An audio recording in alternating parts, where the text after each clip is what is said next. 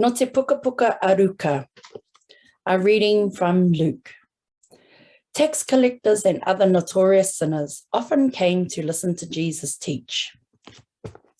This made the Pharisees and teachers of religious law complain that he was associating with such sinful people, even eating with them. So Jesus told them this story. If a man has 100 sheep and one of them gets lost, what will he do? Won't he leave the 99 others in the wilderness and go to search for the one that is lost until he finds it?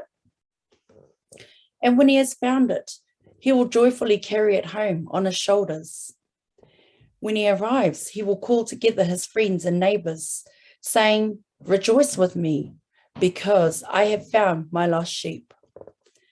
In the same way, there is more joy in heaven over one lost sinner who repents and returns to God than over 99 others who are righteous and haven't strayed.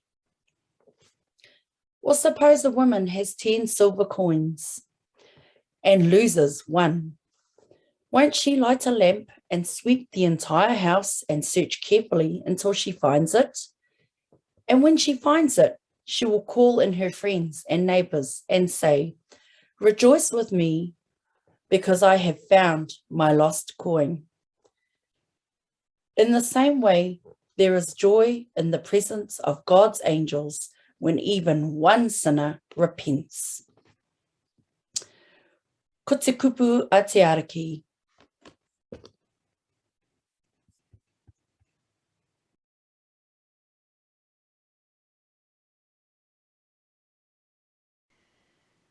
In today's Gospel, Jesus addresses the criticism of the Pharisees and scribes that he mixes with the wrong people. Well, he answers them with a parable, as he often does, to point to a greater truth.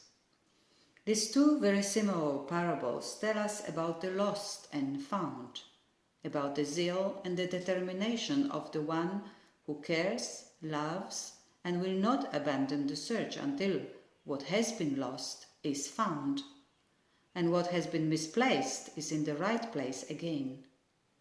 It is actually about the love with the capital L, which has been lost, refused by the stranded ship, or is missing with the misplaced coin, and how each and every one of the lost or unaccounted for is extraordinarily important to and valued by the Good Shepherd and the considerate woman, to the point that they are ready to abandon the other 99 to dedicate themselves to the search for the stranded one, the strayed, the lost, and they will rejoice and celebrate only once what has been lost is found again.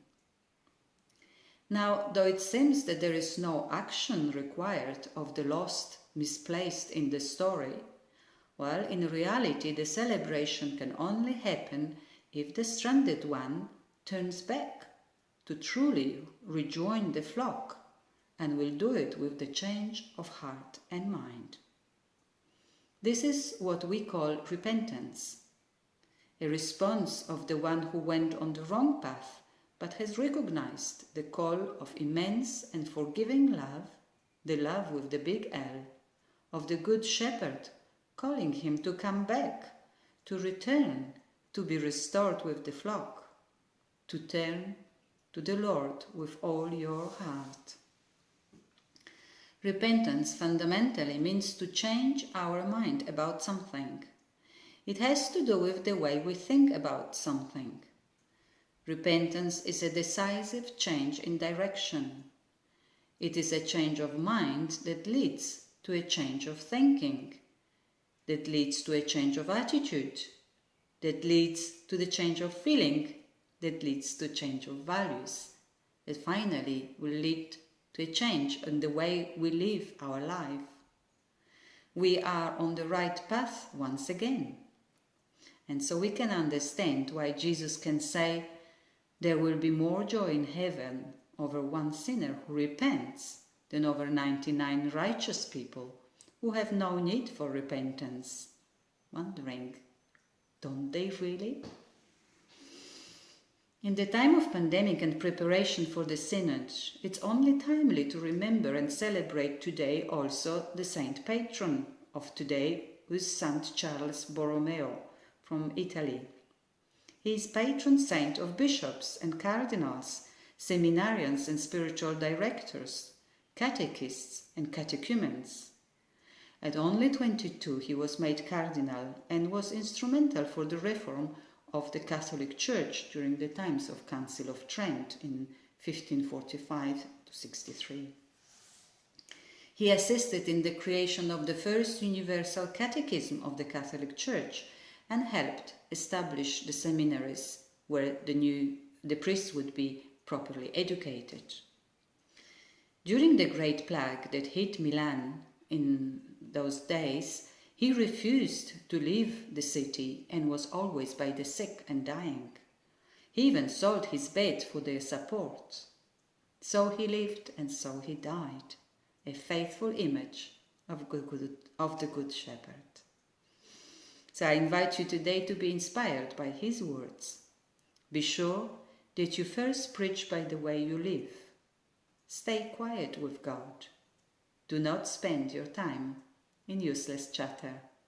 And God bless you all.